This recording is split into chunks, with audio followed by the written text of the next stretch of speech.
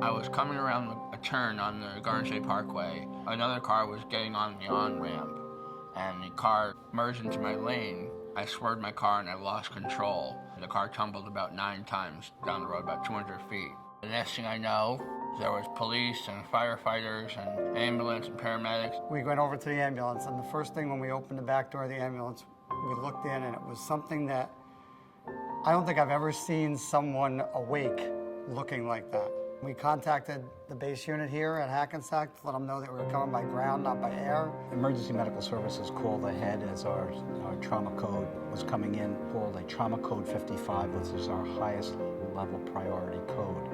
It is a life and death code. This was one of the severe traumas I've ever seen.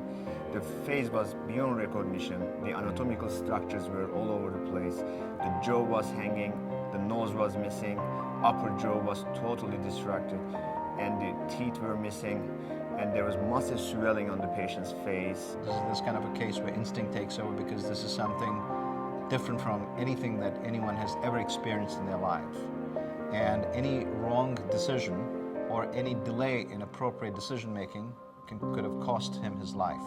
So you have to be very quick, very precise, and get the airway maintained and get the air into his lungs and try to stabilize the patient. Immediately we made the decision we are going to do emergency tracheostomy. By first numbing the tongue, pulling it out, putting the tube directly in there. Dr. Kaul and myself established a surgical airway on him very quickly, and it was stable. Then we stopped the bleeding, and then the rest of the team took over and put things back together again. We start to do what we always do, go from known to unknown. So we put the things together that we know they are there. Then we kept him intubated and sedated and transferred him to ICU. We didn't know how he was going to turn out. We knew he was bad, and we knew we did everything we possibly could.